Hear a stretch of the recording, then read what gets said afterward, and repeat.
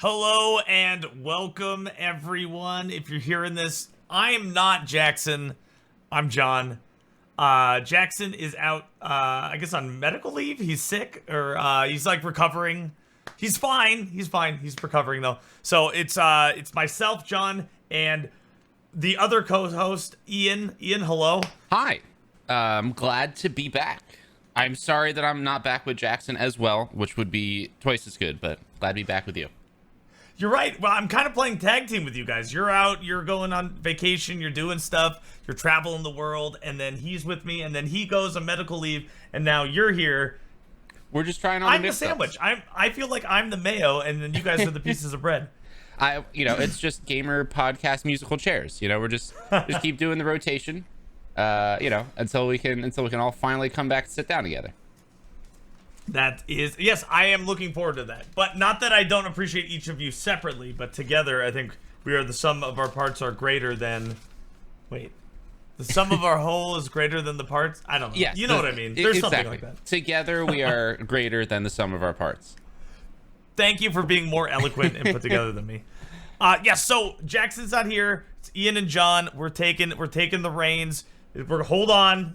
We've never done this before without supervision, so hopefully it goes well. It's been a couple of weeks since we've been able to record. Life stuff happening. Nothing bad, obviously, hopefully. So, but we're excited to talk. There's been a lot of gaming news. So for today's episode, we thought we'd just focus pretty much specifically on the new gaming news that has been out for the last couple of weeks, or been coming out with Summer Games Fest, with the Nintendo Direct, and within the Summer Games Fest, the different showcases with like Xbox and things of that nature. And then also, as I and Jackson and Ian have been talking about for the last couple of months, Shadow of the Erdtree, the much awaited and esteemed DLC for Elden Ring, dropped a couple of days ago, or maybe about a week ago from whenever you guys hear this. And it's been blowing up my Twitch feed. Everyone's been playing it. So we're gonna talk a little bit that as well. No spoilers. So if you haven't played it yet, or whatever, don't worry about that. We're not gonna go into specific bosses or what's in it. Just more generally the reception about it and things of that nature. So that's what we're gonna start with. Or we're not starting there actually. That's what we're gonna go over. What we're going to start with is gaming news, and specifically Summer Games Fest. Summer Games Fest happened a couple of weeks ago. If you don't know what it is, it's a gaming showcase, kind of like expo, where the industry gets together and showcases upcoming new games or games that are coming in the future. These are usually from large studios. There's also indie game mixed in there as well, but it's mostly large studios. This took the place of E3, which used to be kind of like the gaming showcase of the year. That fell apart. I'm not really sure what happened with that, but this is the replacement of it. And there were a lot of games that were talked about during Summer Games Fest. We're not going to go through all of them. Ian and I are just going to share kind of the ones that kind of popped out at us. So I don't know, Ian, do you want to go first here? Sure. So I was scanning the list of all of the headlines from those announcements, which, first off, I will say, I've forgotten a lot of things that were announced. I think, this is multiple days of announcement. I think there's something of just an announcement overload, which something similar to choice paralysis. It's like they announce so many things, they're just erasing each other in my brain. So I'm going back through them. The first thing on the list here, which is, I think, to me, the funniest thing, John and I talked about this briefly before we hit record, the Lego Horizon Adventures.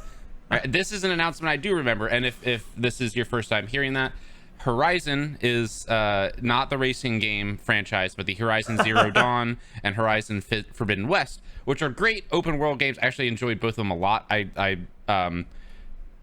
recommend them to basically anyone when they're saying, oh, I want an open world thing, because I feel like those got overlooked, right? Because when did they release? They overlapped with Breath of the Wild for the first one, and then they overlapped with Elden Ring for the second one. Literally the worst, bad timing, worst release timing. So, to the point, great games, but way too small a franchise, in my opinion, to have a Lego game, right? Am I wrong about this? Lego covers what, Star Wars, Lord of the Rings, Indiana Jones, Batman, the Marvel superheroes, whatever. Not Horizon. Why did they Legoify it? That's it's a really good point. Like, why? I don't see it. I don't see it. When you tell me, like, hey, what next franchise is going to get a Lego, like, installment, I would never have picked, like, I would have picked so many other gaming franchises before it. Right. I don't understand. I had said this before to someone. The only thing that makes sense to me is that the enemies, the creatures in that universe, which are all robot things, they're basically Legos already. So either someone at, someone that made the game or someone at Lego just thought, hey, you know what? I think I see a really easy, franchise merchandising opportunity here. So let's make a Lego game, and then let's make, 100 new actual physical Lego sets. Sell them all for a bunch of money. That's actually a really good point, and I don't know. I don't buy Legos. I don't follow Legos. I don't know Legos. But were there Horizon Zero Dawn Legos before this announcement? Oh, there might have been. If there was, which there might have been, maybe they sold really well, so Lego saw an opportunity to be like, wow, like, people really like this. Let's, like, make a game. I don't know. Apparently there were. I'm looking at one of, like, the tall neck, which is just a really big creature from the game, Lego set, and that does actually seem to be real. So oh wow, maybe that's it. Yeah, maybe they did test run with a couple, and then they went, you know what, this is actually viable. Let's make a little tiny universe and merchandise the crap out of it. Yep. Well, good for them. It was very strange. That's how. And by the way, if you didn't watch, that's how they kicked it off. Mm-hmm. That's how everyone's like, oh, what's gonna happen at Summer Games Fest? And the first game was Lego Horizon. Totally strange. I'll bring up what I don't know what your top picks are. I'll bring up one more, the release thing, because it ties into a conversation we had here on the podcast a couple episodes ago. Civ 7. Oh, so yes, dude. We had I remember I had brought up not that long ago that 4X games, and which I know, like, if you're like a real 4X fan, Civilization's the weaker side of that, fine. That they're like the one type of game that I always want to like, and I can never stick with it. Yep. So maybe this is my chance. Maybe 7 is going to be an absolute banger. This is the one that's going to do it. Maybe it's going to be an absolute banger, and I will actually sit down and completely finish and enjoy at least one session, right? You know what? I'll make this promise. If you buy it, I'll buy it. We can play together. Okay. I'm down to do that. I will play Civ 7 with you. I am totally or down against to do you. that. I don't really know how it works, but I mean, I haven't played a Civ game in quite a while. But I can't imagine it's that hard to get back into it, right? Right. Yeah, I think I played Civ 4 on the Xbox 360 or something. Oh, cool. So. Yeah, that sounds about right. That sounds like the right era that I would have played. Okay. What about you? What are your headlines here? I mean, so mine are more like reaches because they looked interesting to me, but I have no idea. I know nothing about them. So the first one is Phantom Blade Zero. They showed a little bit of the combat. There's a trailer online too. If you like maybe Souls-like games, I would check it out. I would look at it. It's very much capitalizing, I think, on or trying to just like ride Dark Souls and Sekiro's like coattails. You know what I mean? Mm-hmm. But it didn't really show much, but it was enough for me to be like, maybe. You know what I mean? Whereas like when I saw Horizon Zero Dawn Lego, I was like, nah. You know what I mean? So interesting.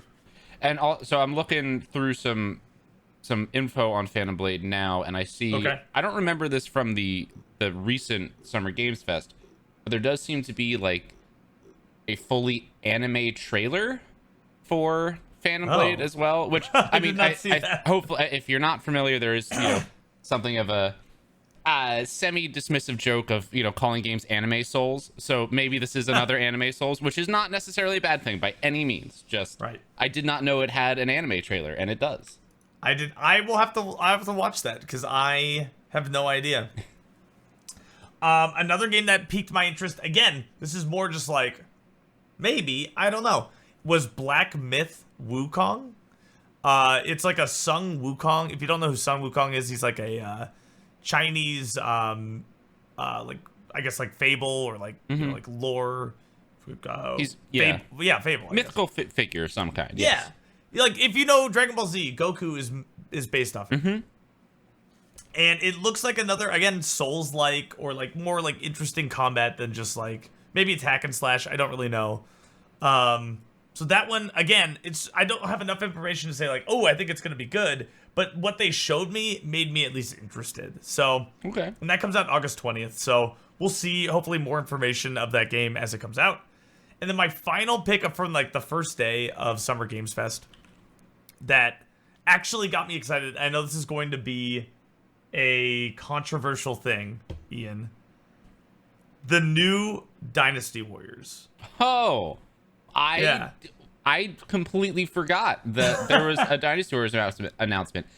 Look, you might get controversy from others. You won't get controversy from me on that. I love Dynasty Warriors. Yeah, I mean, I haven't played since, what would that have been? Like Dynasty Warriors 2 or 3. So me too. I think it was like PlayStation 2. Yeah, that was PlayStation 2 era. Something. Yeah. And I mean, you're diving into like hordes of enemies, just mowing people down. I mean, it's maybe slightly brainless fun, but it's a lot of fun. It's a lot of fun. Too. I think so. A lot of people like to like hate on that game or whatever. As being overly simplistic, cool. I get it, but no, it's so much fun. Exactly. It's like sometimes it feels good to go in there and just feel like a god. You know what I mean? Just like, I just killed 300 people. You know, like, okay, cool. You know? Yeah, like, exactly. It was nothing. So I'm excited about that. Who knows if it's gonna be good or not? But that actually genuinely like made me excited. Nice. So. Yeah, I mean, it could. I feel like the worst case. Well, I don't know. There's always a worst case, but I feel like the worst likely case is it's just more of the same, right? It's just another Dynasty Warriors. Maybe it's a little prettier than it was before because newer graphics, and then that's it. And I don't like that. Won't necessarily be disappointing. It might give it a kind of short, lifespan in terms of how long people will play or care about it, but it's another Dynasty Warriors. That's kind of it. I don't have great expectations, but I just hope that it's fun. Exactly. And now I was actually thinking about like the Lego Horizon Zero Dawn. I'd love to see like a Dragon Warrior Star Wars or something. You know what I mean? Like where like Dynasty Warrior Star Wars? Dynasty Warriors, sorry, yeah. Where like it's not like Dynasty, it's like that sort of game, but like with a different like Lord of the Rings, I think kind of did that with like Two Towers and. Oh yeah, they did. And I mean, so now that I'm thinking about it, they've done that with a couple franchises, and some of them I think was literally the Dynasty Warriors team, and then others were just highly similar game types. So there's a Gundam one that I'm pretty sure is the Dynasty Warriors team. What? I love Gundam. I'm pretty sure there is a Gundam Dynasty Warriors. I don't know what the name of it is. And then there are multiple, if you're an anime fan, there's multiple One Piece games the anime One Piece that is set up exactly like Dynasty Warriors. Really? Yeah, it's just a lot of like going in as one of the like main characters and going through different stages and just beating up hundreds of enemies of different kinds. Like I don't know if that's the Dynasty Warriors team. I don't think it is, but it's very much the same game. Right, same idea, same. So they could keep spreading that out with other franchises. I mean, Star Wars did Battlefront, right? That's about as close as they've gotten. But that's a little more. You don't go in feeling like you're the a god just mowing down enemies. That's obviously more fair, even play combat. Exactly. So anyway, I was just throwing that out there. I had no idea there was actually already a kind of a genre, I guess, outside of Dynasty Warriors. Yeah, it is. Maybe I'll expand my gaming repertoire and check those out. Absolutely. Anything else from the? Well, so there's a whole. I think there's a whole nother. So we just covered the first day. Yeah, that is just the first day. The second day was indie stuff, which I literally have nothing to talk about. I don't know, like I watched it, and it was. I mean, there were like two things that were like maybe cool, right? But for most of it was not my cup of tea. I don't remember most of it. I know that the one that I can think of that kind of stood out to me. There's, I believe, a second Hyperlight Drifter, which that is the first Hyperlight Drifter is something I would definitely recommend. It's I'm hesitating to call it like a lightweight, but it's a kind of simple game, I guess. It's easy to get your hands on, and like it's easy to get the idea and move forward with it. It doesn't bog down with a lot of plot or other things like that.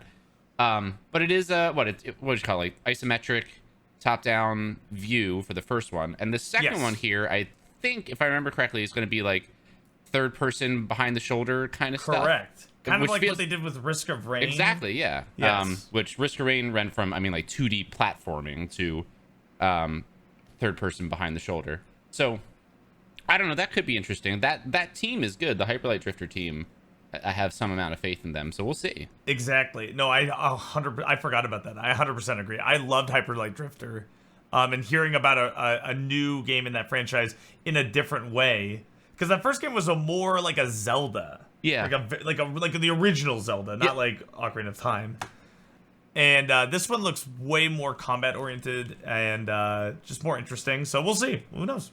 And like you said, the team is good. So or at least hopefully, assuming the pieces are still the same within the team. Who knows? But yeah, and like you've said many times in different venues on stream or other places, like the treachery without doing your research, the treachery of just going off of a developer name, right? Because if it's a team, right? Like this rule maybe doesn't apply as much if you're talking about developers that are literally single people, or like it's like 4 people and you know all of them individually. When it's a team, you got to pay attention to, did they get bought recently? Did they get like pushed around? Have they been getting a lot of pressure from a producer, whatever? Because yeah, you can just keep throwing the name around, change all the people inside it, and have sell really a couple bad of results. games until you can't. That's the EA business model. But actually, you just triggered something that's totally off topic. But I just learned recently that the Pokemon Gold Silver was a 4-man dev team. Wow. Coded entirely in ASM. Wow. Yeah. I did not know that. Which makes me think that, like, how I would categorize what we have today as like a gaming renaissance for indie devs. Sure. Like, let's look at like Hollow Knight or Stardew Valley, or like the list goes on, right? In terms of like really cool dev teams that are small, that are indie, that are making really high quality not only games but also art.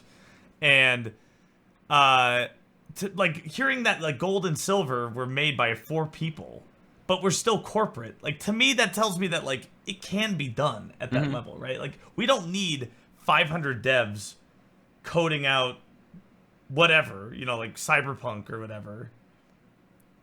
Like, could we trim the fat? You know what I mean? Like, and make like better stuff. I was just thinking. I know the top topic that could be a different day, but yeah, no, I hear you that could be a big conversation, but 2, like I mean, it's all about the scale and scope of what you try to do, right? Like something like Cyberpunk. I know Cyberpunk people have many opinions on what product came out. So like, maybe we can pick something that everyone can agree is just like Elden Ring. Elden Ring. That's a good example, right? Even though there's not a lot of plot and that's non-trivial. Like there's not a lot of dialogue, period, and there's not a lot of plot, so you don't need to spend as much time doing continuity and like doing all of the I can't think of cutscene rendering and like right, yeah, cutscenes, and also just the making sure that all of your lines go together in the right place, right? You can't have like some plot point that can only happen if certain things have or haven't happened unless you account for it properly. And you also can't have something where someone says something too early or too late, right? There's a lot that goes into it. You're basically writing a story. Elden Ring doesn't have all that. But, it does have a lot of enemies, a lot of bosses, all of which need to be tuned and actually designed, which we'll get and animated, into with the DLC later. So, that scope is huge, and I feel like you can't do that with a 4-person team. Like you just can't. Now, do they overstaff? Do they understaff? My understanding is that they are currently in those bigger studios. They are understaffing already. Like from what I know from people in the industry, that's often not where the fat is to get trimmed. Because they already bare bones a lot of that activity. Totally. I think I maybe have, when I said fat, I didn't mean developers necessarily, but the corporate hierarchy within. Yeah. I think that is where I think there's a lot of people with stake, right? Because a lot of people want to make money, so people buy in. I hate that word, because you just triggered it back to when I was a consultant and all the stakeholders that we had to interview. Yes. So I think with big companies that and that's how they raise capital, right? They give people right to have stake in a product, and sometimes that comes with actually having exercisable control, like at being a producer and being able to go in and say, hey, I want, we need this to be like this, or we can't have the game giving this kind of message, or actually like asking people to do things. And then, or there's just this person needs to make money because they gave us money, and that's and then how do we make sure we can pay them, we being the people that own the production? How do we pay all of our other stakeholders but then make sure we still get paid? Well, let's just hire 10 less devs and ask the 5 that are remaining to work 3 times as many hours. And unfortunately that does happen a lot, which is rough. No, sorry. It's just the big... I love indie teams because, and I know they have their own struggles, and it's not a perfect picture, but answering to yourself, I feel like a lot of those teams that have the ability to do that maybe can fund their own stuff, or have production companies and publishers that they trust and work well with, and have the freedom to just, we have our staff, we are our team, we're going to do what we can do, not going to overreach, we're not going to whatever, we have a plan, we have a dream, we're going to make this game. Like, that's great. And I feel like that's when those situations are when great games happen often. And absolutely, once you get bigger than that, it's sometimes greatness can happen, and sometimes I feel like you just get a lot of gravely overworked game developers and game makers that get treated horribly, and then we get a bad product. Well, and so this is again a very off topic, but a real life example was the movie that corresponds to this, which is what I heard you say was the less influence that stakeholders have within a product of art, the more artistic the artist can be, and maybe give out a better product. That's what I heard. And a real life example of that happening is the movie Shrek, where if you were at DreamWorks and you were a bad animator, it was called getting Shrek'd. You were sent to work on the movie Shrek because you weren't making good work. I don't know what they were making at the time, like B movie or something. Yeah, I don't remember. Know. But because everyone thought Shrek was going to be a bad movie, the artists and the people who are working on the movie, like the corporate didn't really care, and they had a lot more autonomy to like kind of do whatever they wanted. And it ended up being like one of the most successful DreamWorks movies ever made because the artists got to be artists. Yeah. So I think, like, I guess when I said trim the fat, that was probably a bad phrasing. What I want to restate would be, maybe there's a way we can have that like indie feel within large corporate entities, but given like the need for like capital and like just the way that money and people work with money, I can see that probably will never happen unless like funding changes in a meaningful way, the way that games are made. But it's a pipe dream. Maybe one day. Yeah, maybe one day. Who knows? I mean, we'll make our own gaming company. That's what we're gonna do. When we make our own gaming company. But I mean, I would say for future conversations on this topic, I mean, I will try to keep an eye out for, when games get released and kind of the developers and the publishers and other people involved, they talk about process. I mean, I keep my eye out for people that start talking about, hey, you know what? By the way, I know this is a big company, but like, let's just use FromSoft as an example. This isn't a true example. This is just a what if.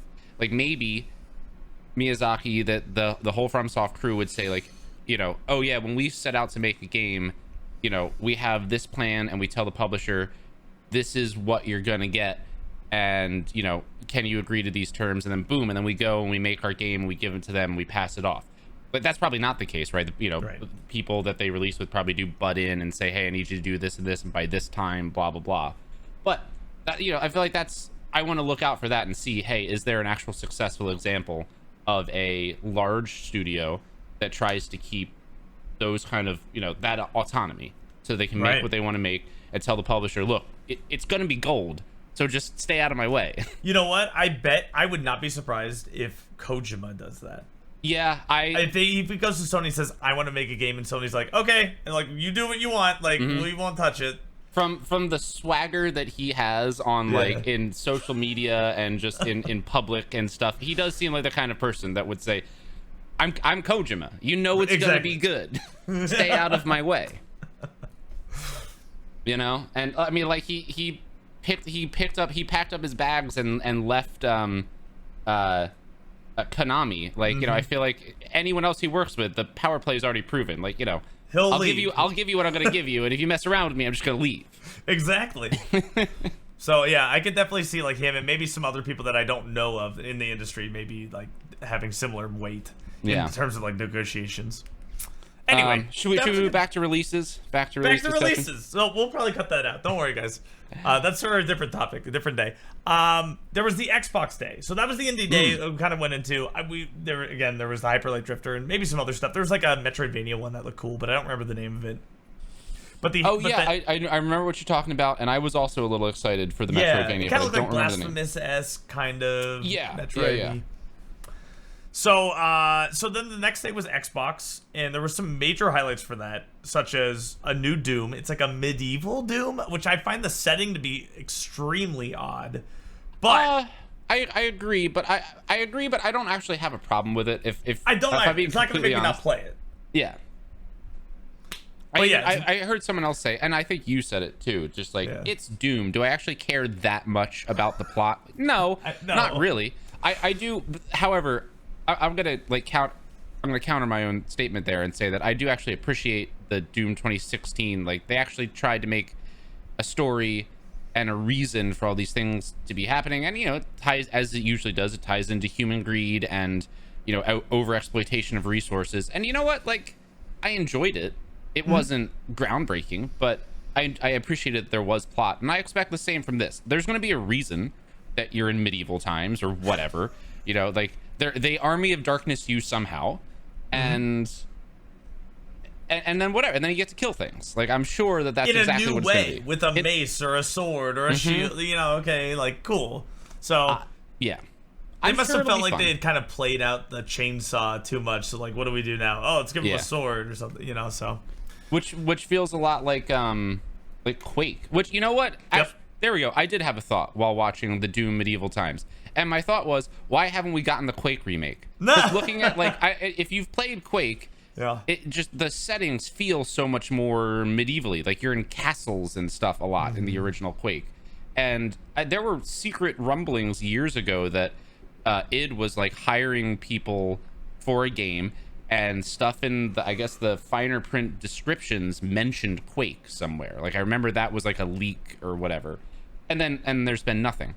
So why make me just give us Quake? Don't give us medieval Doom, you know? Or like, I don't know, maybe it'll be great. It'll be great, and hopefully it'll get people super excited for killing things in castles, and then they'll release the Quake remake. I'm like, just with the Lego, how they like launched Lego sets of Horizon, maybe this is like, hey, let's test the waters. We know Doom will sell well. How do they feel about a medieval combat? Oh, okay, they like it. Let's throw in Quake.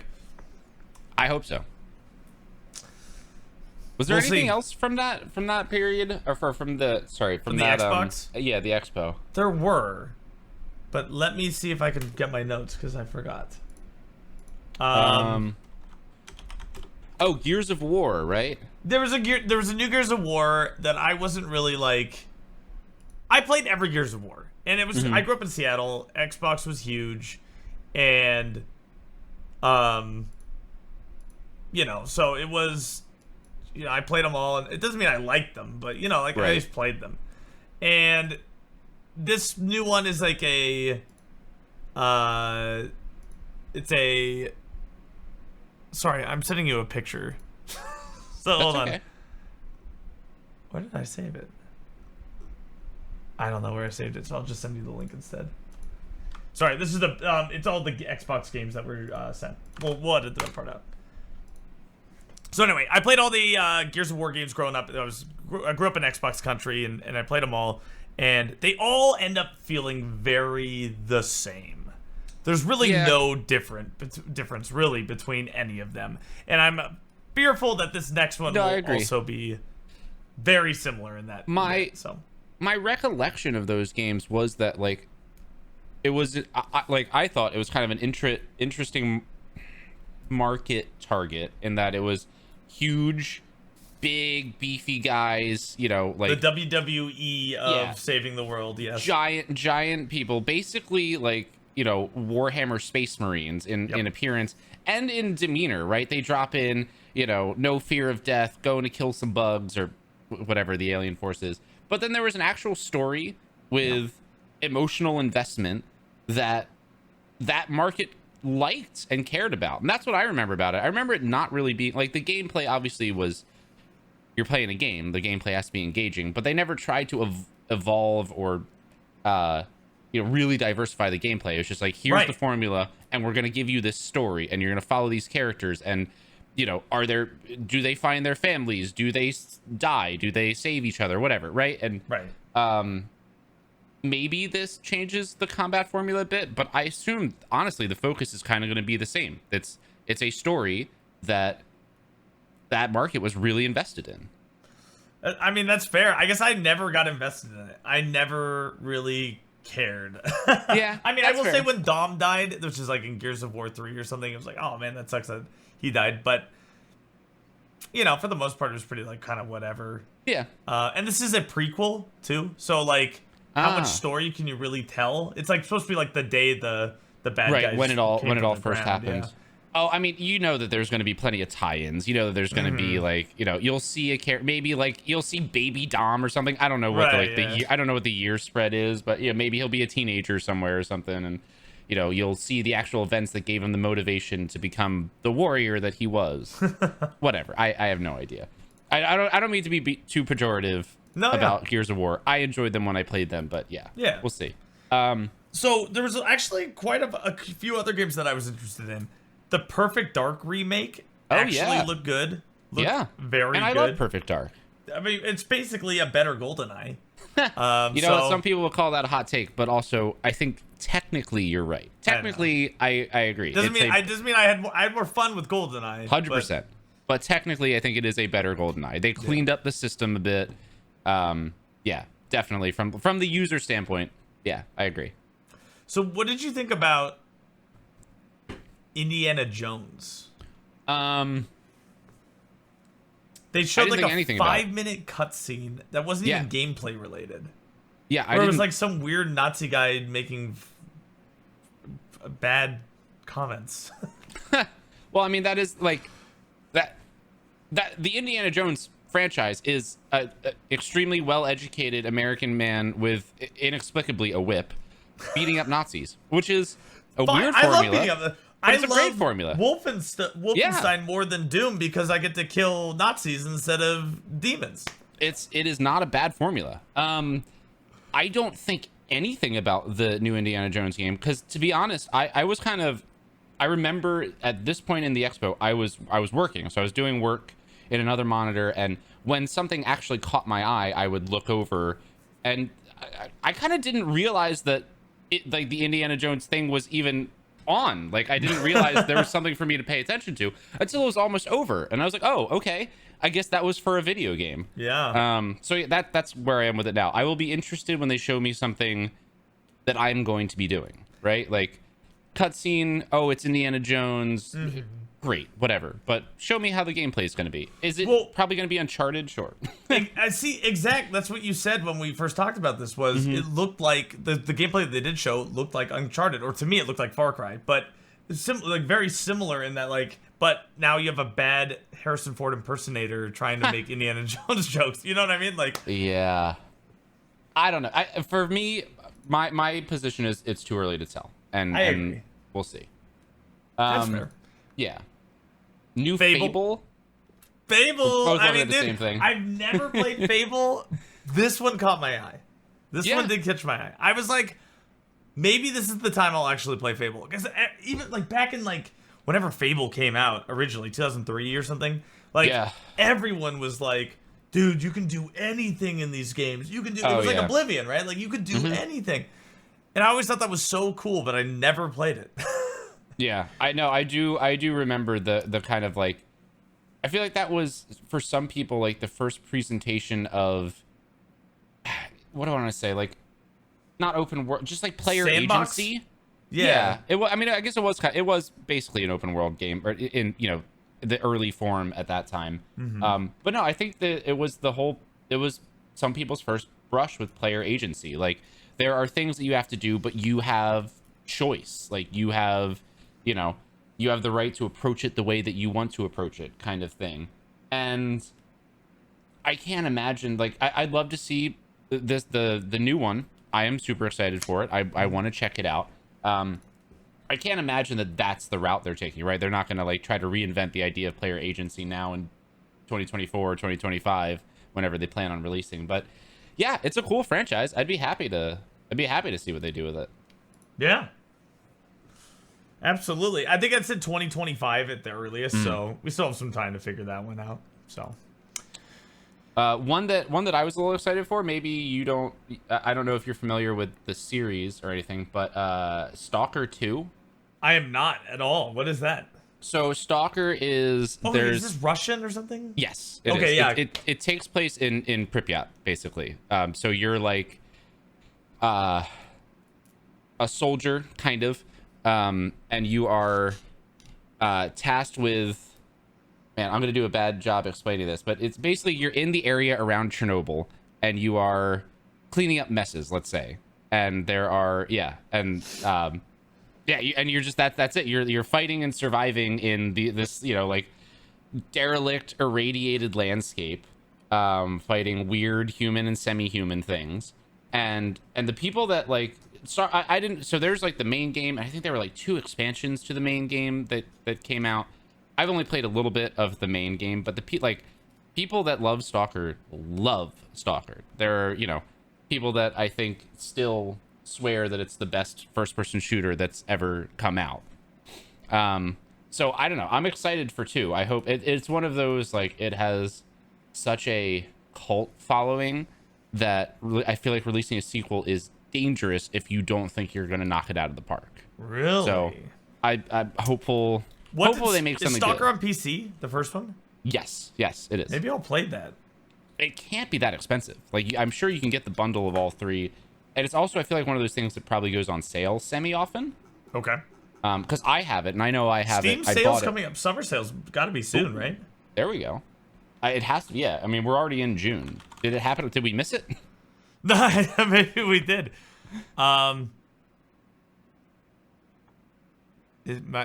Stalker Shadow of Chernobyl, is that it? Yes. $19. Came out in 2007. Wow. Yep. And then there's Clear Sky and Call of Pripyat, which are the 2, like, I guess, expansions, you could say. They came out in the years following. Stalker 2 comes out in September 5th, dude. Wow, that soon? Yeah. Okay. $59 right now. Damn. All right. I have to keep an eye out then. Remember to buy it. Absolutely. Yeah, it says open world, first person shooter, post-apocalyptic survival. All those things are true. It's cool. Anything else from the Xbox? My last one, it's not specifically Xbox, but Metal Gear Solid Delta, which is the remake of Metal Gear Solid 4 Snake. Oh yeah, Snake sure. Wait, which one is it? Metal Gear Solid 3. Pain? Not Phantom Pain. Snake Eater. Snake Eater, yeah. Yeah. And there's just like some, like, I don't know. I never played Snake Eater. I have the HD. I'll probably play that before I play that one, just to see the differences. But I get, like, one thing I heard about was, this is so stupid, but I was like, oh, that's cool. But it is such a stupid gimmick where, as you play through the game, let's say you get, like, shot in the leg. Mm-hmm. Like, at the end of the game, that leg is still going to be, like, hurt in some way.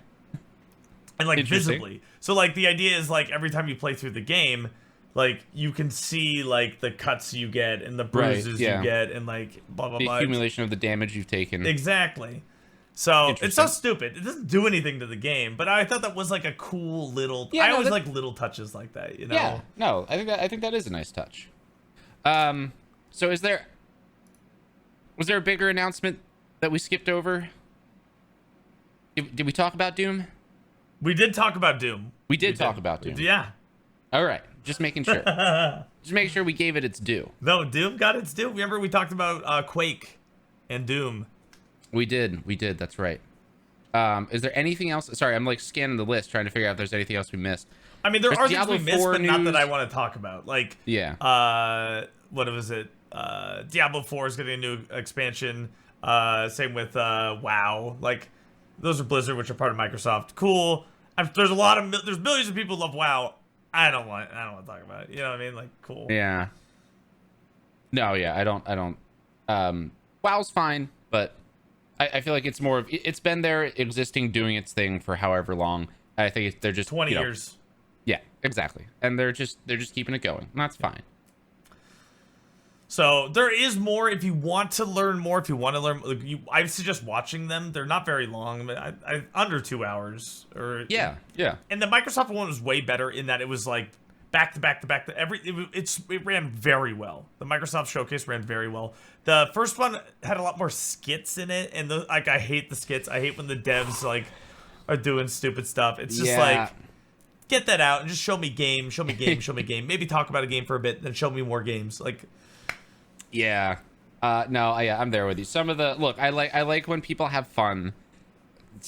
Sometimes the skits get a little too like, there's clearly someone writing skits and they really want to, they really want them just to have them. Like, I agree. There's a place to have fun and a time to have fun, and I feel like if gaming studios made it more serious. Maybe not serious is the right word, but like took it more seriously. Yeah. Maybe I would respond to the game a little bit more seriously. You know? I get you. It's hard to take someone else seriously if they're not going to take it seriously themselves. Yeah. I get that. But, it's also just they want people to be engaged and they want people to, I get it. I get both sides of it. It's whatever. I'm not here to, I don't want to make too big of a stink. I don't want to, I'm not attacking them for trying to have stinker. Ian is not. All right, so we're going to move on to the Nintendo Direct, which was, I've watched probably, I would say, this is embarrassing, every Nintendo Direct since 2002? No, 2022. Sorry. That makes more sense. Last 2 years. That makes more sense. Before then, I never really cared about Nintendo Directs or anything like that. But, like on Twitch and stuff, they're kind of like memey and you can kind of hang out and see them. And I would say that this last one, honestly, is the best that I've ever seen. The games that they launched were super interesting. Sorry to interrupt. No, you go ahead. No. I was just giving color. I was giving echo. I was just echoing your echo away your excitement. No. Go ahead. I mean, there's a bunch to talk about. What's your highlight? My highlights were probably, hopefully, maybe the same as yours. The first one that pops into my mind, which is not like the major highlight, was the Zelda game where you get to play as Zelda, and the game is styled in the way of the Link to the Past remake. So it kind of looks like claymation almost. Link's Awakening remake. Yes, where it kind of looks almost like claymation. I still want a Link to the Past remake, but they haven't done it yet. Dude, I feel like we won't get that because I think they credit it as a Link, Ocarina of Time. Yeah. I think like internally they're like, Ocarina of Time was our remake. I guess. Well, we'll save that. Let's talk. Let's talk about the Direct. Anyway, yes, the Zelda. If you didn't see it, I would check it out. I don't remember the exact name of it, but just Google like new Zelda game coming out, and like you'll find it. And Echoes of Wisdom. There you go. Thank you. And it's cool in that it looks more puzzly than I would say combat-oriented Zelda games in the past have been, which might lend itself better to like the style in that it's like a Link's Awakening was also kind of puzzly, right? And like you could only have two like things equipped each time, and you have to like swap between jumping and pushing rocks or whatever. This one, she has a wand and she can like make copies of things. And I guess like the copy only lasts a certain amount of time, and you could like make a copy of a chair and then like get on the chair and then get up to a ledge. And then like you can make a copy of an enemy and that enemy will fight for you or something like that. My first thought was like speedrunning was like, oh man, I bet there's going to be some like major breaks in this game. Oh yeah, like, for sure. Who knows what you could do with that sort of information. But casually, it looked really interesting. And it's like a game where you, like Zelda, where you actually get to play as Zelda. Yeah. That's cool. I think from the look of it, because of, it's again a isometric or top-down, your movement and stuff like that is more constrained than Tears of the Kingdom, which is, just big, open, whatever. And so both games have a kind of building mechanic, right? Like store an item and then deploy it. Tears of the Kingdom fell apart interest-wise for me because of how broken that was extremely quickly, right? You just make a hover bike and circumvent a bunch of stuff, including in the dungeons or temples or whatever. When I saw the Echoes of Wisdom thing, I had the same thought, which is like, I really hope that there's not someone doesn't find like, hey, you just store these 3 things and use them together and you can get past everything. Like, you can make a hover bed and hover through stuff. I don't think that's going to happen because of how relatively constrained the gameplay seems to be. So I'm still excited, but that's the thing I'm afraid of with this game, is that there's an exploit that's too easy to find, so easy that it wouldn't be considered like, oh, that's speedrunner stuff. No, it's just obviously you have this ability and then you can get past stuff. You bring 3 chickens with you and you can just fly through everything. Yeah, exactly. Yeah. I'm hoping that's not the case, and I think that I don't think it will be the case. It looks like a fun game. I love that style of Zelda too, and I'm like kind of always hungry for one. So yeah, I'm happy to see it. Dude, me too. So there's that. That's really cool. Donkey Kong Country Returns remake with the DS games included in it. True. Love it in that it's a Donkey Kong. I have it on the Wii right here that we play. Cool that it includes levels that were only included in some like DS version of it. Yep, agreed. Crappy that it probably will be $70. Agreed. Crappy that it means we won't get a real Donkey Kong Country game for a while. Yeah, agreed. I think all those things are true, and you're the perfect example of like, if you buy it, which, you know, I fully support you if you do, but unfortunately, you, like you said, you own it on Wii, so you are the Nintendo sucker, right? You know, exactly. like, and that's like from them, probably their internal marketing term. That's probably what they call it. You know, like, let's find the suckers. We got them to buy it once. Let's get them to buy it again. Exactly. Right. If I had, like, so I never owned a Wii, I'd be the same person. I probably would have bought that on the Wii, and I would probably buy it again on the Switch, because, you know, the Switch is, I can play it on, I could still play it on the Wii, but not with any amount of convenience. And it is convenient to have it on, you know, the new mobile Nintendo system. So I'd be the same person. I'd buy it twice, and I'd also feel a little, you know, a little stung about it. Yeah.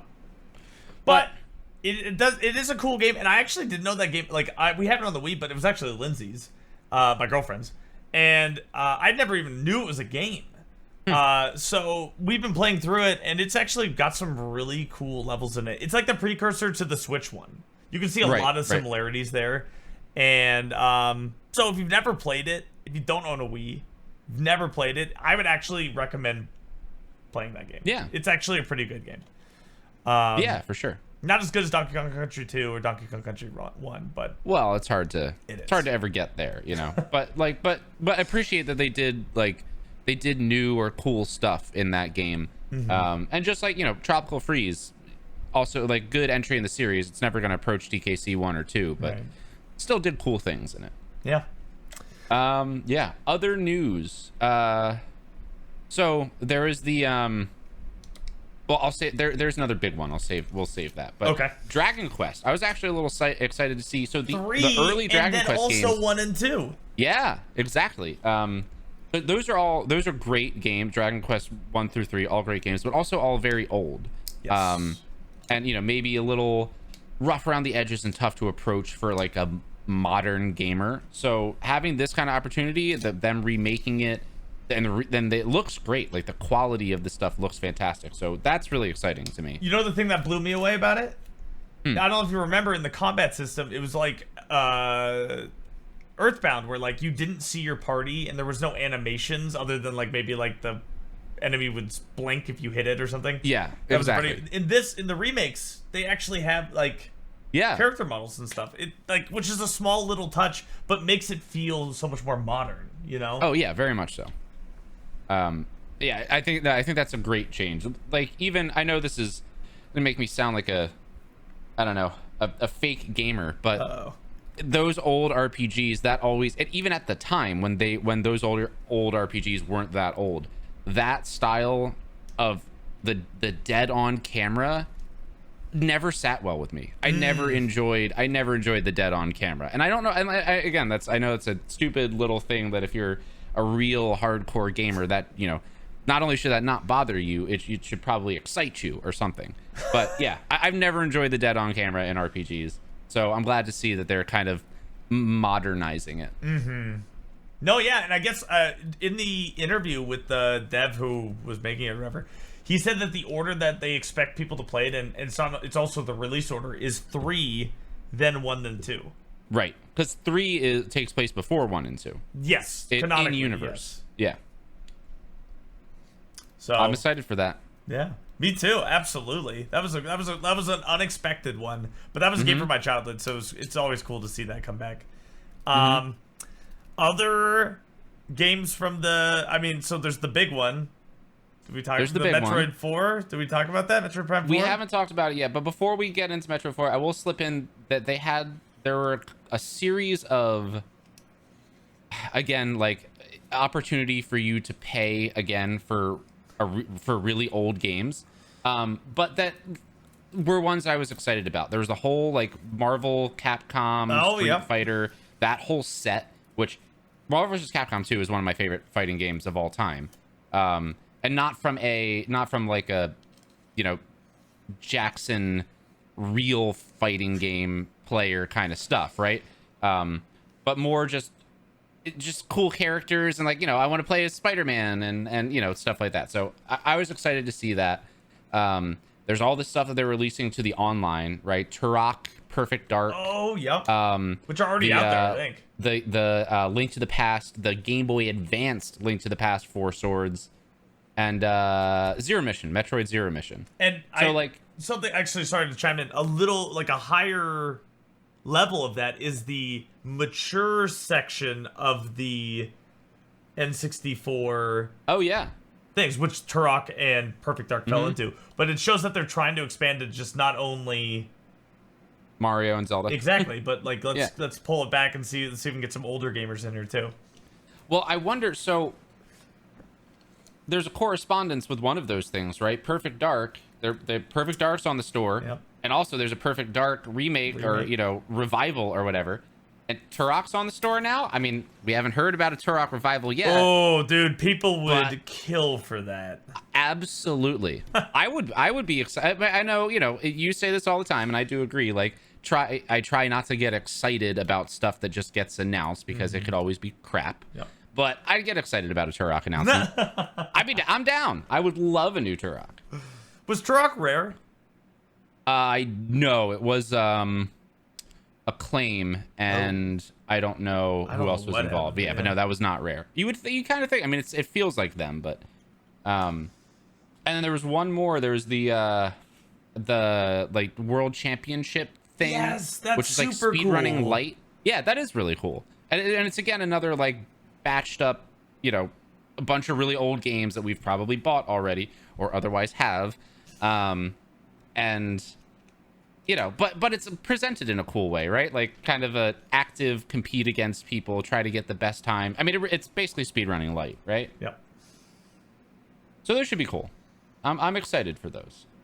Those are all really good callouts, yeah. And I don't really have much to talk about with Metroid Prime 4 other than it was something that was like initially shown like 6 years ago or something. Like, hey, we're making Metroid, and now it's like, next year, guys, you're gonna get it. So, which is wild. That's awesome. Yeah. Yeah. I mean, it's awesome, but it is kind of like, it's wild that there was nothing update-wise for that long, and now it's like, it's happening. It's happening real soon. I mean, I'm just waiting for Silk Song because it's gonna be very similar. But not only, I think Elden Ring was almost the same way. I want to say that the first trailer for Elden Ring was like 2019. And then you didn't hear anything until, and then it was 2022, and it was like, okay, we're gonna launch it. Here you go. Yeah. You know, like. Well, speaking of which, the 6-year anniversary for the 30-second Elder Scrolls 6 trailer was 6 years ago. Oh They've my like gosh. 6 years ago as of last month or something like that. So hey, maybe we're due. And maybe we're due for Todd Howard to pop out on stage and say, hey guys, next year. Well, didn't they say recently that Elden Scrolls 6 wasn't gonna be launched until like 2028 or something? Did they? I think so. 4 more years? It was. It might have even been 2030. It was something like that. Like, it was something like there was a newish trailer, and it was like release date 2028 or something. People were like, "What?" Wow. I don't remember that, but I believe you. I just didn't remember that. I mean, I have to think that like the delay with Elder Scrolls has to be the poor reception with Starfield or whatever, and how people are like, this is just the same over and over. I'm tired of it. And they're like, we got to go back to the drawing board. You know what I mean? Like, yeah, we can't make the same mistake twice. It could be that. It could be that. We'll see. I don't know. Yeah. I guess at this point, I'd love a new Elder Scrolls. I would, but there's so much other stuff, right? Like, I'm okay if they're gonna wait, fine. And if I still care when it comes out, then great. Then I have something to look forward to down the road. I think I'm maybe old enough as a person and as a gamer that, you know, big delays like that is kind of like fine. You know, I've been gaming for plenty longer than that already, and there's gonna be plenty of stuff in the years in between. And realistically, it takes me months to get to something I'm really excited about because I'm playing too much Mario. You know, we can like, look at that list that you have yes. of gaming achievements you're striving for. And let me just re-speak here really quick. Elder Scrolls 6 apparently got pushed back to 2026, not 2028. Okay. But still, that's still far, but closer than. Well, yeah, especially when you consider that, like you said, 6 years ago they announced it. That's you know, yeah, 10 it's gonna years be off the. Yeah. Or 8 years off the. 8 years. Goodness. Well, you know, it'll be out when it's out. We'll have plenty of stuff to play. I don't have anything else from the showcases other than to say that as I guess we knew from the Nintendo Direct, they specifically did not give any update on the new Switch. And I don't really have. I've got nothing else there other than, you know, that was a very. They said that very plainly. So I don't know what they're thinking. I don't know what their development timeline is, but we still don't know a lot about that. And we will know by March of next year, though. We will. That's what they said.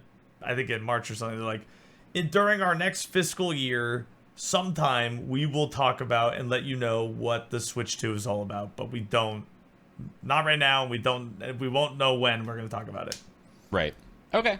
I mean, that's fine. Yeah. You know. So it's looking like Christmas 2025 is when they're going to sell it. Makes sense. Makes sense. And honestly, I feel like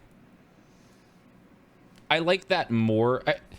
If the release was sooner, I feel like marginally every day sooner that they release the new Switch, I kind of feel a little bit worse about, because I feel it's just cheapening the value of the first Switch. You know, the thing that I bought.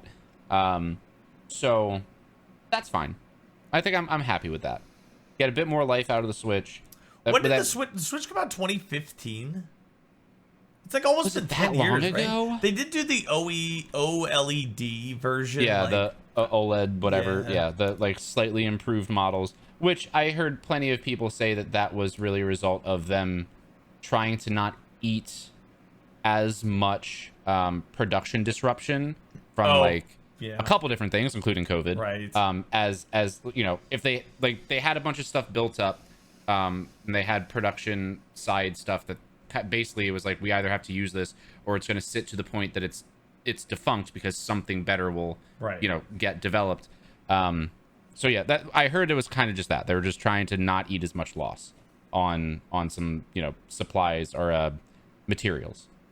2017. So basically 8 years is when. It's a long time for a console. That is a long time. It is a long time, but it's not. I mean, that's not truly unheard of, is it? Like, the PlayStation 5 was 2020, and the PlayStation 4 was 2015. I felt like it had to be 14, but maybe you're right. No, 2013. 2013? Mm-hmm. Wow. So what did I say? The 5 was 2020, so it's like a 7-year timeline.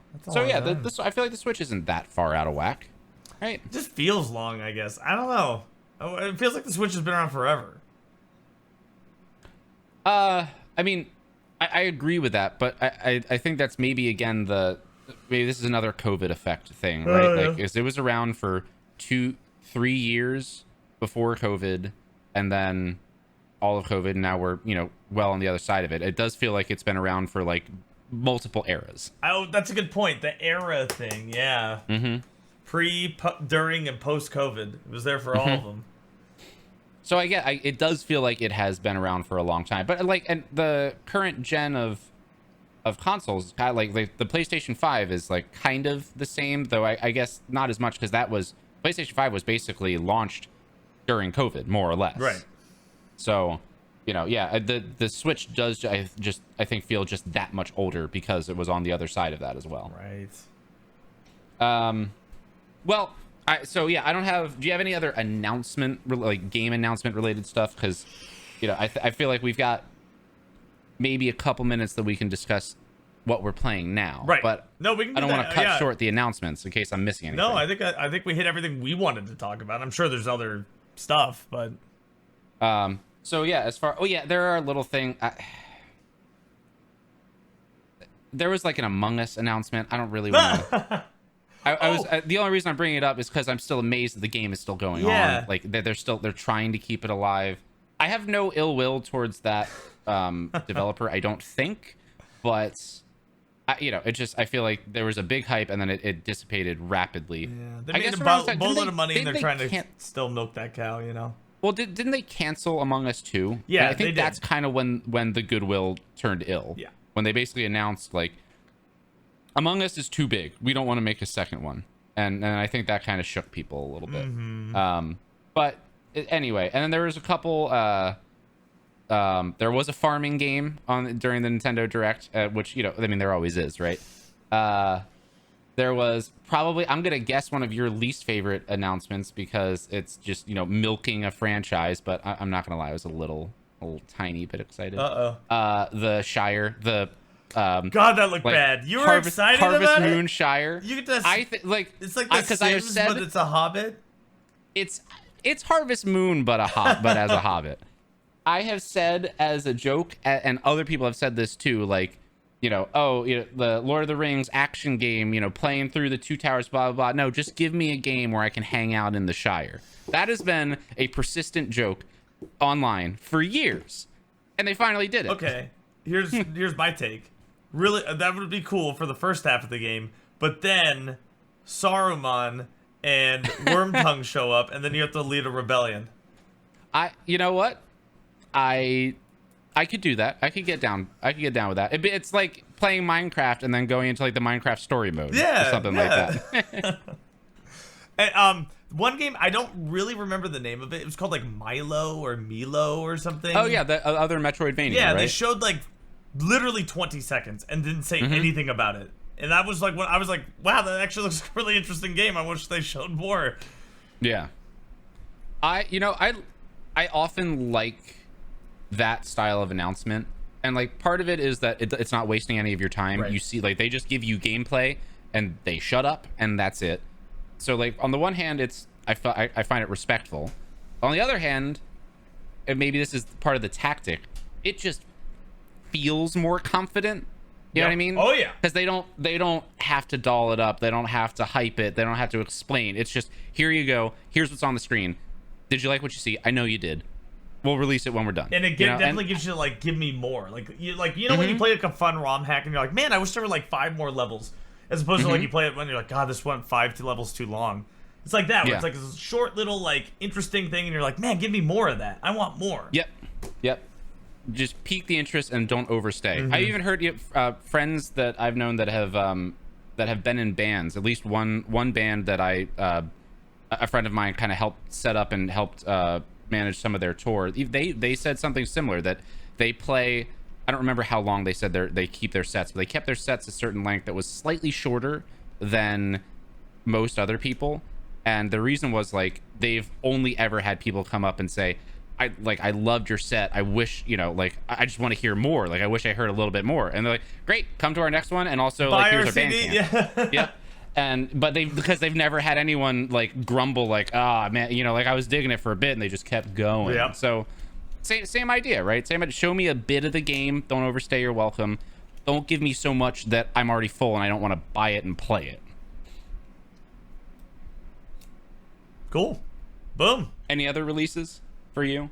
No, not off the top of my head. Okay. Then there's we usually ask what have we been playing lately? I feel like if we 3, 2, 1 go, we're gonna say the same thing. Sailor 3, 2, Moon 1, Hello Kitty go. Adventure. Oh, sorry, what? No, I think we all know that we've been playing the Elden Ring DLC.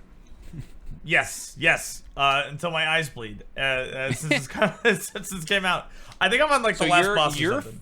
You're significantly further than me. Yeah. I haven't sunk as much hour. I've only played it for, just about 2 streams, and I wasn't able to get on.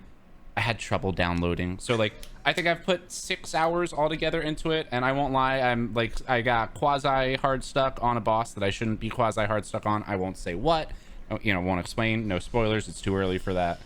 But you're like through it. Pretty much. How much. do you feel about it? Yeah, I have 1 boss left. I'm pretty sure. So, how do you feel about it? I love it. I absolutely love it. There's been a lot of discussion online with people who I don't know who say the game is either too hard or not performing well for them. I haven't experienced either of that. There's been like some stutters, and like the base Elden Ring game does that for me too at times. Yeah. But it's not unplayable and it's not bad. And like I think a lot of these people are playing with like ray tracing on or something, and they because it starts with that setting on automatically. You have to turn it off.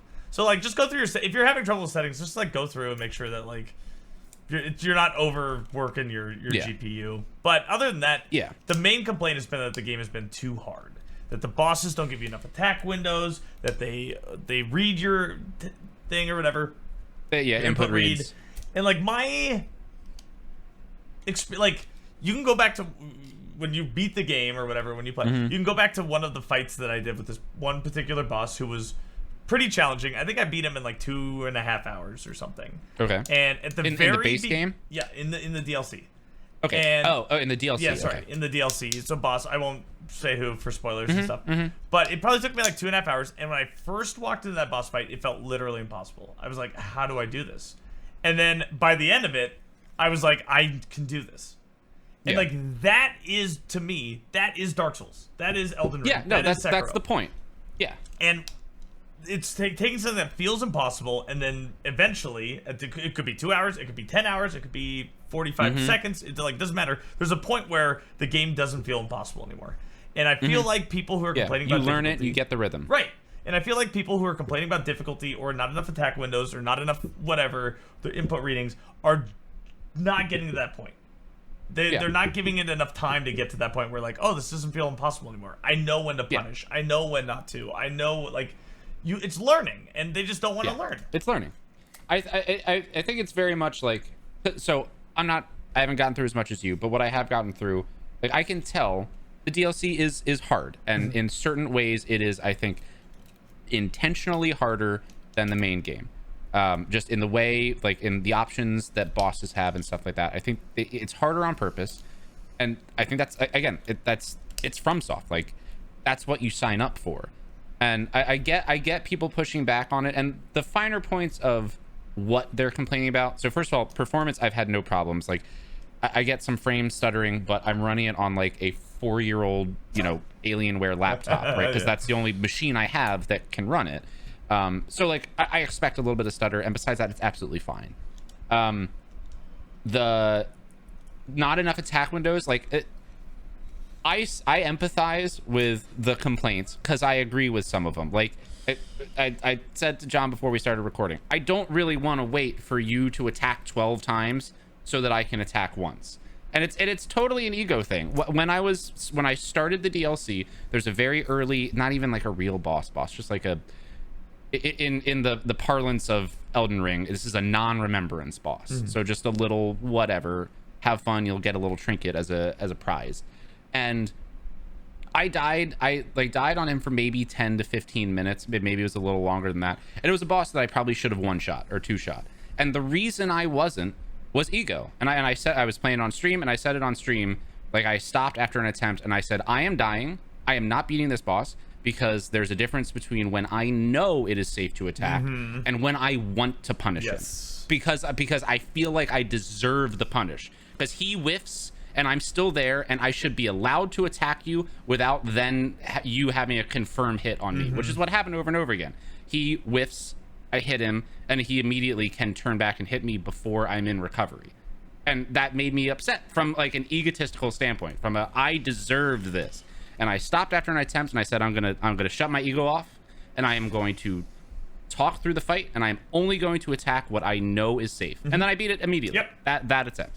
And I think that's happening to me where I am in the DLC now. I'm stuck on a boss, and I am, like, from an egotistical standpoint, I am offended that I'm not allowed to punish or attack when I think I deserve it. And it's just, once you shut that off, you'll win the fight. So yeah, that's what I'm working on. And those negative complaints, that's probably what they need to work on too. And I will say that these complaints are also, specifically with attack windows, are build specific. So, for example, on the I know the boss that you're stuck on, we talked about potentially parrying, and you're like, oh, you have to do it multiple times. But that gives you the opportunity, right? True. And whenever you parry someone in Elden Ring, they always follow up with a parryable attack, which you know. So, like, if you parry him the first time and you have to parry him 2 or 3 times, you at least know the next attack is also parryable. That's true. I have to this day never gotten used to the Elden Ring parry window. I don't know why it's different. I think someone's even told me, like, it's not even smaller. It's like the same frame window as Dark Souls 1, maybe like 1 or 2 frames it's shield shyer. Specific. But right, and it is shield specific, and maybe it's, I don't even know this. Maybe it's more like different shields have like finer different windows. No, they do. In Dark Souls 1, the parry buckler, in Dark Souls 1 there were just 2 windows, right? The parry buckler is 16 frames, and like a normal. That's pretty. Yeah, that's and pretty a normal wide. shield, like the hawk shield, is like 8 frames or something. Oh wow. Yeah, okay. it's pretty noticeable. Yeah. So, like, yeah, sure, I could learn to parry, but I think that, like, you can just honest no-hit strat. You can probably honest no-hit strat every single boss ever in Elden Ring. I think maybe, I do kind of think Miyazaki, though I don't think he'd ever say it, or the rest of the dev team would ever say it, I think they kind of want to make it so that you can't no-hit it. Absolutely. Way back in the Dark Souls 1 days, when Happy Hob first did it, or was first doing it, I believe there was an interview with Miyazaki, and he said, no, you can't do that. Like, he's like, I'm pretty sure I made my game so that you can't do it. And then I was obviously proven to be possible. I wonder if that just never sat well with him. And he's been trying ever since to make sure that you're going to get hit in his boss fights. So here's the thing. This is the thing that irks me about the people complaining about difficulty, specifically difficulty, is that if enough people complain, they'll listen.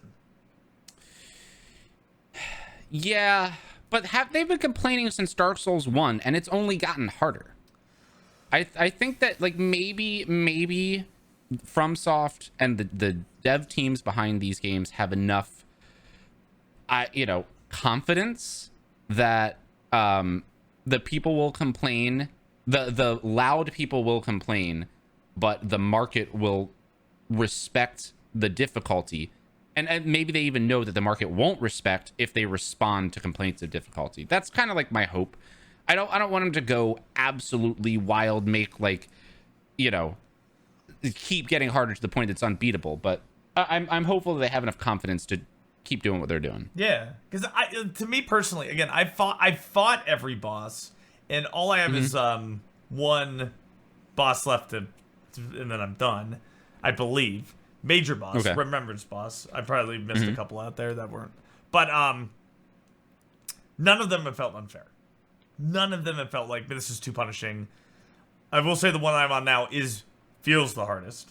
Absolutely. Right. Or like the most difficult to track. But like at the end of the day, like I play Dark Souls games for the boss fights because they're hard. And people saying like it should be easier, it's like, dude, why are you playing this game? Exactly. And like plenty of people have said it before, there's plenty of ways to make the game easier. Yeah. Like so at the moment I'm going through, like, I haven't pulled any of the like Ash summons and I've never summoned an actual other person in. But like all of these things are options, right? Like there's a whole summoning mechanic in the game that doesn't involve, multiplayer stuff, so you can do that.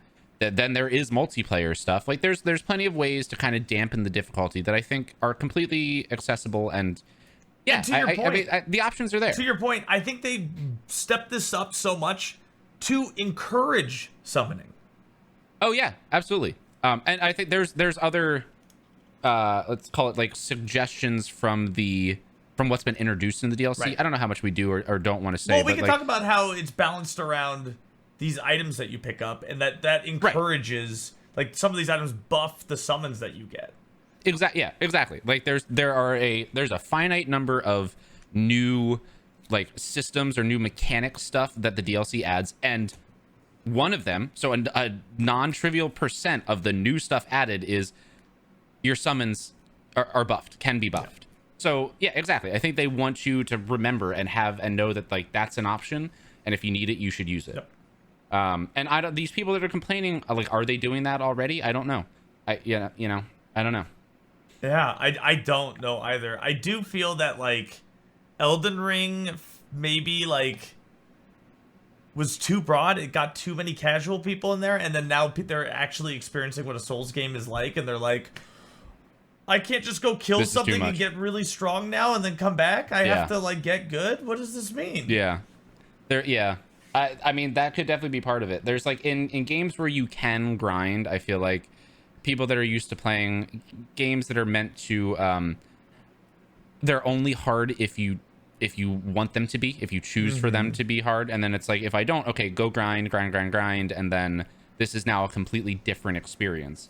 Like I've talked in the past, the Wise games or Yeast games, that they have really hard level cap. Like you'll get to a boss and it is truly infeasible to beat it until you go and grind. Sometimes it's literally just one more level, because the level jumps are huge in those old games. And so that's it. Like you can maybe get through, but it's going to be blisteringly difficult, or you just go grind and then it's a completely approachable experience. Yeah, the FromSoft games aren't that, right? It's like at a certain point, the wall is always going to be there. You have to get good, especially with like this DLC stuff, right? Like just do the math. You can't level out of this stuff being hard because you're too high. Exactly. You're already past most of the soft caps. Like you just have to play well. Yep. Which is fine. Like I get complaining about they attack for 25 turns. I get that. Complain about that. I complain about that. But that's not the same as saying it's too hard. Right. And yeah, and like I hope that you're right, that they won't listen to, like, right now it is a mixed review on Steam, right? Like I hope they don't listen to that, or their stakeholders don't listen to that and say, look, you guys fucked up. They're not gonna look at this, you made it too hard, they're never gonna buy us now. And now like the stakeholders have to look at the metrics, not the words, right? Like this is, again, I do feel like this is a vocal minority situation. I hope so, man. And that the sales have to say something different. But hey, who knows? But I mean, like, you have to buy the game to find out it's bad, right? So that's true. So I guess, like, hopefully, because Miyazaki recently did make a comment about Sekiro not being a direct sequel, but that his next project will be in that vein. More Sekiro-like. And I just hope that it only gets harder. I only want these games to get more hard. I don't want them to get easier.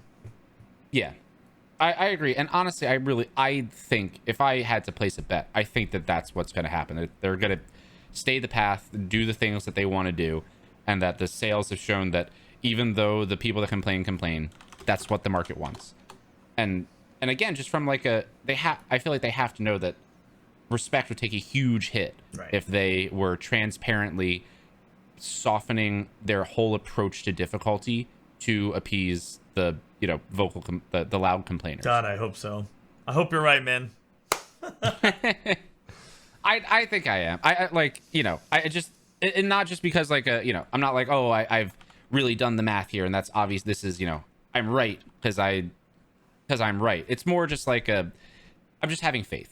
I'm like, I think that's what makes sense for FromSoft, and I'm just having faith that that's what they want to do. Well, here's a quote from Miyazaki from 2 days ago saying that toning down the difficulty would, quote, break the game itself, end quote. So Good. I'm glad that he's standing Good. his ground.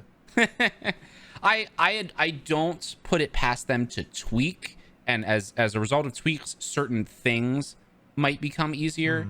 But I think that's just a matter of correcting. And right, they did that in the base With game, right? Radon and some other Yeah, things, like so. they essentially nerfed Radon, but I even that I don't think was like ooh, too many people are complaining, we're gonna make it easier. Like, I think they looked at it and looked at player experience and maybe realized, like, hey, you know what? With enough playthroughs, the way that this is tuned, it's really only like these 1 or 2 approaches are really successful, and we don't want to chase players into only approaching the boss in like 1 or 2 ways. We want them to have options and have it be a challenging and enjoyable experience with a bunch of different plays. There was, but that specific boss too. There's also hitbox issues that they had to correct as well. Yeah, So there were some hitbox issues. So yeah, I'm hopeful that they keep doing the same thing. me too. But that's it. That's our episode today. I think it was a good episode. Yeah. What would you say? Yeah. On a scale of 1 to 10, how would you say our episode went without Jackson here? Oh, well, see, I mean, it's got to take like at least a 3-point hit for just not having Jackson. But, with like correct, put it at a 7, and that's like, I mean, I feel like that's as good as we can do without. I was gonna say 6.5. Primary host. I was gonna say for that very same reason, Jackson not being here and having to rely on us, like that's rough. Yeah, it is. But we did good. It's a hard position to be in. Yeah, we did all right. We were okay. Jackson, if you're listening to this, I hope we did okay. Yeah, I hope I hope you don't have to edit out too much of our crap. Yeah, we did get a little sidetracked there for a little bit, but that's okay. There's just so much to talk about. No, yeah. So, you know what? I kicked this off. How about you close us, Ian? Ooh, that's a lot of responsibility. All right. Well, hey everyone, thanks for being here. Thanks for tuning in. I hope some of the things we're excited about with these releases. I hope you are too. Hey, if there's anything we missed, which it was like 5 days of releases, right? So if there's anything we missed that you think we're idiots for not talking about, let us know. Hello Kitty. There was a Hello Kitty. Yeah, if you're hype about the Hello Kitty, or if you're super hype about the Funko Fusion, Damn, G right now is sweating. He's like, no, there's plenty that we probably missed. So yeah, let us know. Also, if you're playing Elden Ring, let us know. Is it too hard? Is it just hard enough? Yeah, plenty to talk about. So again, thank you all for tuning in. Hope you all tune in again next time. And I think for today, that is it. Once again, I'm Ian. And I'm John. Perfect. And I think that's it for us. Thank you, everyone. Have a good one.